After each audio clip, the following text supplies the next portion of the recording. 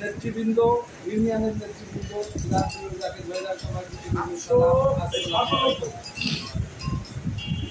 মহাপবিত্র ঈদুল আজহা আমার কেবলাজান হুজুর ওনার জীবন দেশাই কিন্তু বলে গেছেন, বাবা ওরস শরীফ কাজা করবে না বাবা, আর দুই ঈদ ঈদুল ফিতর আপনার প্রতিজন সন্তানাদি নিয়ে প্রতিপালন করবেন এবং ঈদুল আজহা ঈদের কদমে থেকে উদযাপন করবেন। ঈদুল আজহা কি জিনিস আমরা অনেকেই বুঝতে পারিনি, কারণ ঈদুল আজহা আমার ভেতরে যত কিছু আছে, হিংসা, রাগ, সব কিছু আল্লাহর রাস্তে কুরবানি দোয়াই হচ্ছে ঈদুল আজহা। আমরা কিন্তু তা করতে পারিনি। দয়াল নবী রাসূল পাক সাল্লাল্লাহু আলাইহি সাল্লামের মহব্বত যার যত বেশি তার ইমান তত বেশি, আর আমার হিজবুল্লাহ ইমামের মহব্বত যার যত বেশি তার ইমান ততটুকু। এখন মহব্বত আমরা করতে পারিনি। আমার এক ভাই বলেছেন আমাদের 20,000 টাকা খেদমত ধরেছে, আমি পরিপূর্ণ কিভাবে করবো, যদি কম হয় পরিপূর্ণ কিভাবে করবেন সেটা তো আপনার পীর আপনাকে দেখছে, হিজবুল্লাহ ইমাম আপনাকে দেখছে, আপনি কতটুকু কাজ করেছেন। 20,000 টাকা এক ভাগ কুরবানিও হয় না বর্তমান দিনে, হয়।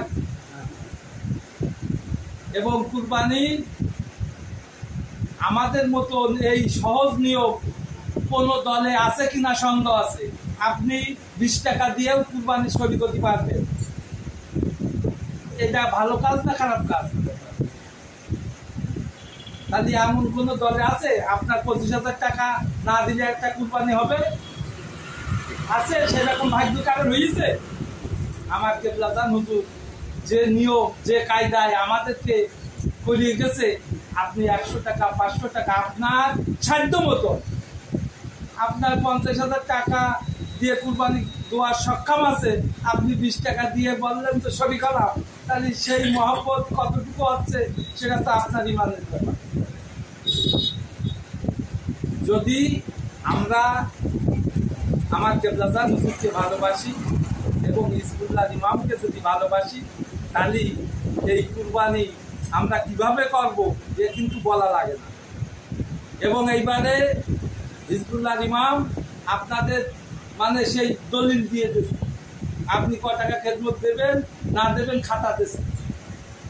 একটা হচ্ছে খাতা পশু কুরবানির খাতা, এবং আর একটা খাতা হচ্ছে হিজবুল্লাহ ইমামের মহব্বতে ঈদের উপহারের খাতা। আপনি দেবেন না খেদমত করবেন কি করবেন না সেটা তো আপনার ইমানের ব্যাপার।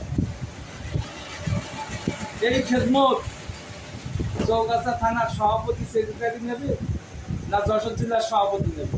এই খেদমত হিজবুল্লাহ ইমামের